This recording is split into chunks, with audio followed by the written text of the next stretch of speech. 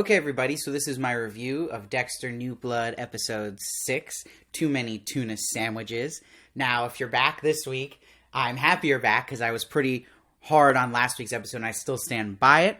But what really excites me is this episode was a prime example of what to correctly do when writing, and it didn't have all these contrived things, and it felt more like the season we had before last episode and felt like actually a good TV show, a good pace, a natural rhythm to it, and everything was moving the plot forward but not in a rushed way, and I felt invested in every character here. So what they move along well is that Dexter knows now that Kurt Caldwell is really interested in his son. He knows that Harrison is going to work for him now, doesn't like this, and that Harrison's becoming fond of Kurt Caldwell, which a lot of people predicted, pretty obvious that was going to happen.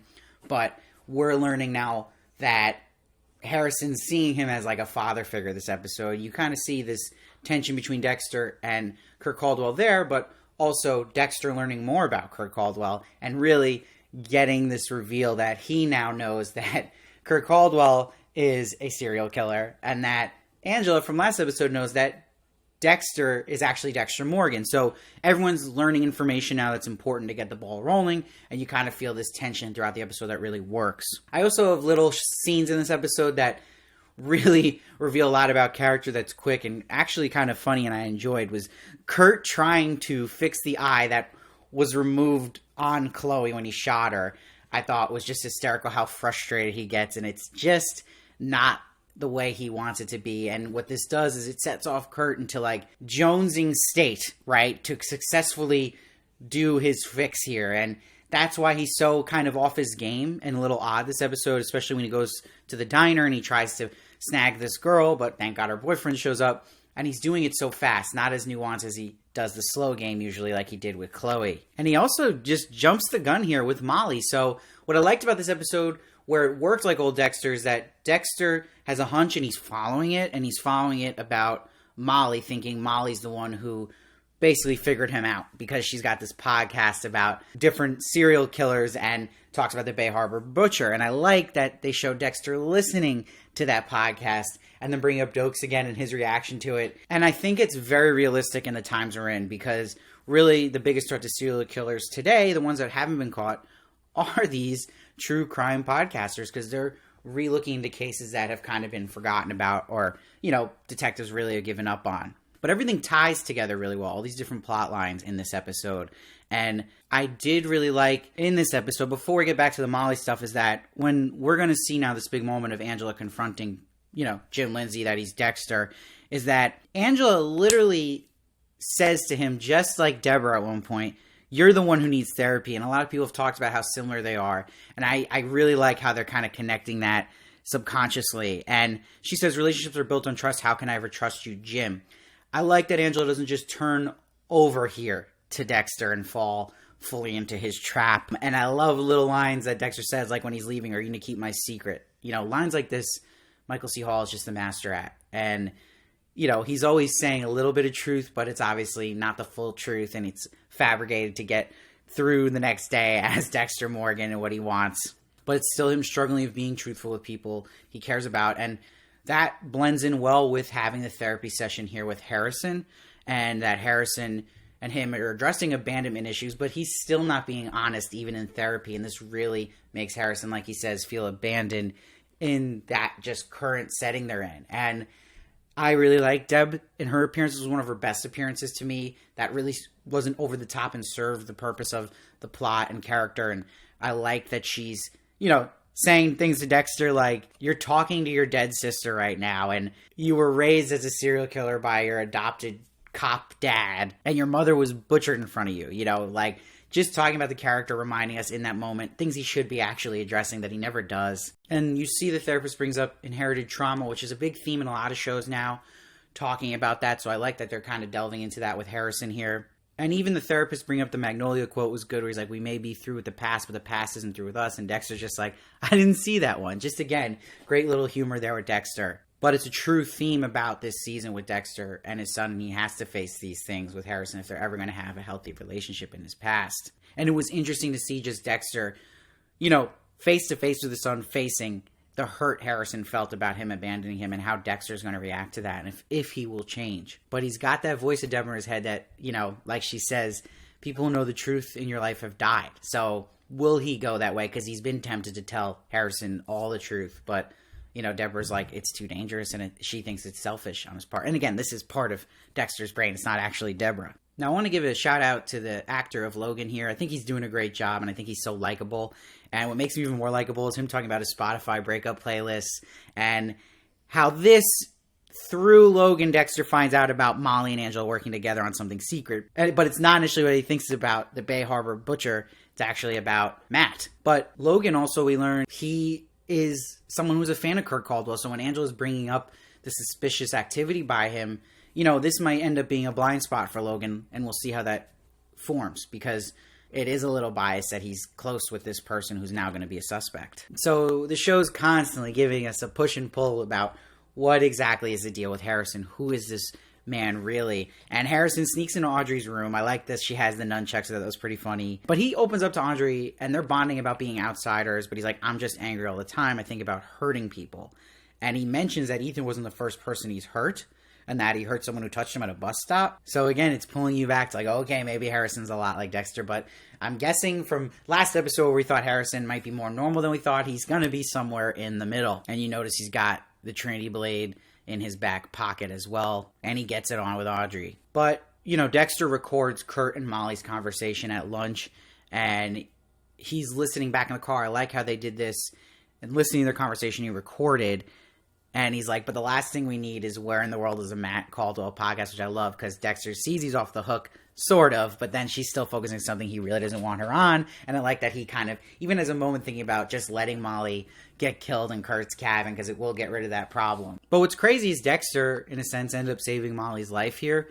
And it was pretty stupid of Molly, knowing that he's already a suspect here, Kurt Caldwell, to even go through that basement. Like, I could see her going there, but just going through the door when you see it's underground, I was like, okay. I know she had, like, the mace or something there, but it was a little...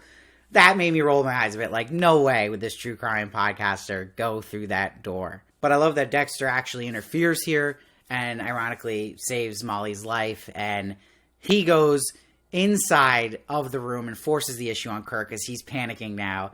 And he gets to see, I'm happy they didn't hold that out, that Dexter sees he's a serial killer, sees the cameras, knows right away. But it's interesting because Molly still wants to keep quiet about all this happening, because she's like, Angela didn't want me looking into this. So I'm now thinking Molly's not going to actually tell Angela yet what they found out about Kurt, which might slow things down a bit, maybe what Angela finds out. But we know, which we'll get to, the big reveal at the end of Angela finding that body.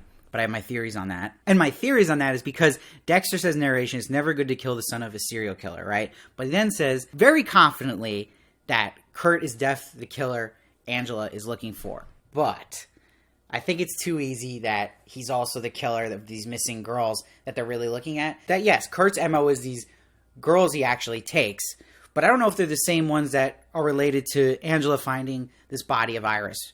Because you even see in the previously on this episode, from a previous episode, that Angela mentions to Kurt the caves and that she's going to look through them. And he doesn't go and move any bodies. And if it was him, it makes me think, wait a minute, if that is the body of Iris that he's responsible for, he would have at least tried to take that out of there, right? Because he knows Angela was onto the cave. So I think this might be where this billionaire comes in, who bizarrely we haven't seen in like forever, I feel like. It's like he's forgotten about.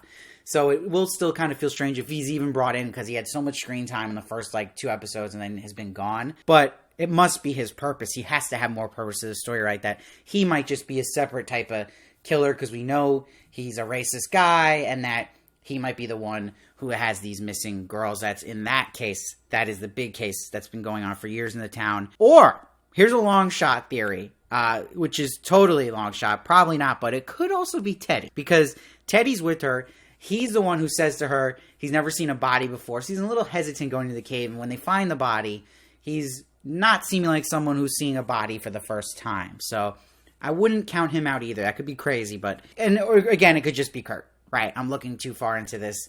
But there's got to be a reason the billionaire's in this. And again, doesn't make sense to me being Kurt, because again, why wouldn't he get rid of that body of Iris if he knew Angela was going to go to the caves eventually? And that moment will end the episode with Angela calling Dexter like, I don't need Jim, I need Dexter Morgan. So that's going to be an interesting conversation about her finding Iris in the body and what that's going to lead to with Dexter, Kurt, and everybody. And the other important scene here is with Harrison, because he has this wrestling match, and Kurt to Harrison during the wrestling match is like, use that anger, unleash on that asshole. And it's so much like John Kreese and the Karate Kid sweep the leg moment there.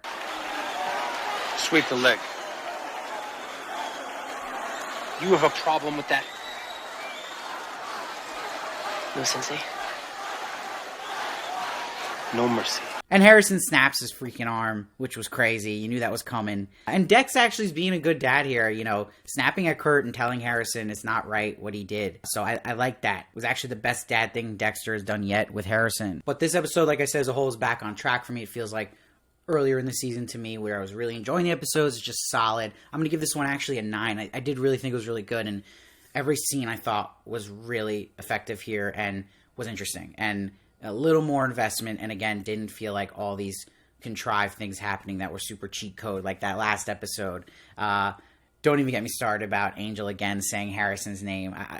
Oh my God, I won't let that down. But I'm so happy, it's different writers here this episode, and you can see, again, it just felt more grounded.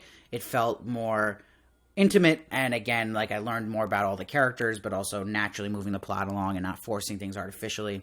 So, yeah, I really enjoyed this, and this got me more excited for what's to come. And next week, we'll see what happens. I don't see trailers with these screeners, so I have not seen the trailer that's come out. I'm excited to watch that. But, we'll see what's going to happen with Kurt. I do think there's 2 killers involved here and separate cases. There's got to be someone else doing, especially the missing indigenous girls that Angela's been talking about. It can't just be Kurt. That would just be so easy. So we'll see. But, yeah, we also got to see more about Harrison. It's always, again, this back and forth. And Harrison snapping this guy's arm is huge. It's a huge moment of his anger showing that he was talking about with Audrey. But still, does it put him towards the area of a Dexter where he might have killed people? I don't think so. But we'll see. Let me know what you thought of it down below. I'd love to hear your thoughts. I read every comment. I try to respond as many as I can. And please make sure to subscribe so you don't miss one of my reviews of Dexter. I'm also reviewing The Witcher right now. And you also see my reviews for The Wheel of Time. I also do movie reviews and celebrity interviews. Please follow me at Steve Varley Show on Twitter and Instagram for more of me, and TikTok as well. And if you really like what I do here, I appreciate if you become a member. It helps me in so many ways. I'll be able to do more reviews for you guys. It'll be a dream come true for me for you to support me that way. And everyone just be friendly in the comments, It's just opinions. This is a show, so don't make it personal. It's not fair to me or any of the other commenters. Everyone just be civil and be adults. And I'll see you next week.